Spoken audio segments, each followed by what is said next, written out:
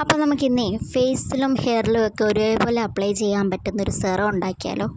അപ്പോൾ ഈ സെറം ഉണ്ടാക്കാൻ നമുക്ക് ആവശ്യമായത് ഒരു ഓറഞ്ചാണ്.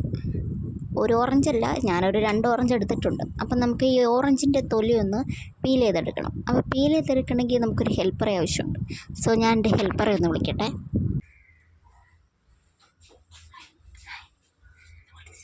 ഒന്ന് പീൽ ചെയ്ത് തരുമോ?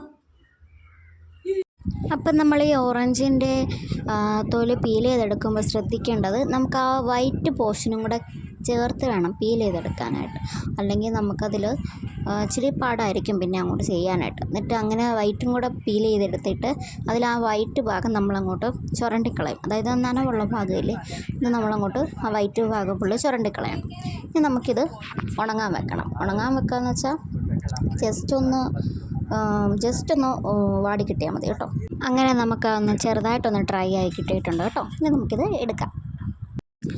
ഇനി നമുക്ക് ഒരു ബൗൾ എടുത്തിട്ട് ബൗളിനകത്തോട്ട് നമ്മൾ ഉണങ്ങി വെച്ച ഓറഞ്ചിൻ്റെ തൊലി ഇടാം.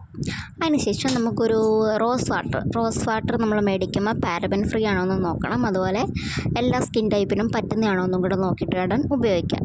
ഇനി നമുക്ക് ഈ റോസ് വാട്ടർ ഈ നമ്മുടെ ഓറഞ്ചിൻ്റെ തൊലി ഒന്ന് മുങ്ങി കിടക്കുന്നിടം വരെ ഒന്ന് ഒഴിച്ചു കൊടുക്കാം. ഞാനിതിപ്പം വൈകുന്നേരം ഉണ്ടാക്കുന്നത് കൊണ്ട് ഞാൻ ഒരു ദിവസം ഫുള്ള് വെക്കുവാണ്. അതായത് ഞാൻ രാത്രിയിലാണ് ഇതൊന്ന് സെറ്റ് ചെയ്യുന്നത്. അപ്പം ഞാൻ ഒരു ദിവസം ഫുള്ളത് വെക്കുകയാണ്. നിങ്ങൾക്ക് വേണമെങ്കിൽ ഒരു 2-3 മണിക്കൂറിന് ശേഷം അതെടുത്ത് ഉണ്ടാക്കാം. അപ്പോൾ ഇതിൻ്റെ ബാക്കി വീഡിയോ ഞാൻ നാളെ ആയിരിക്കും അപ്ലോഡ് ചെയ്യുന്നത്. കാരണം ഞാനിത് വൈകിട്ടാണല്ലോ വെച്ചത്. അപ്പം നാളെ ചെയ്ത് കഴിഞ്ഞിട്ട് ഞാനിത് ഇടുന്നതായിരിക്കും. അപ്പോൾ ഇന്നത്തെ വീഡിയോ ഇത്രയേ ഉള്ളൂ.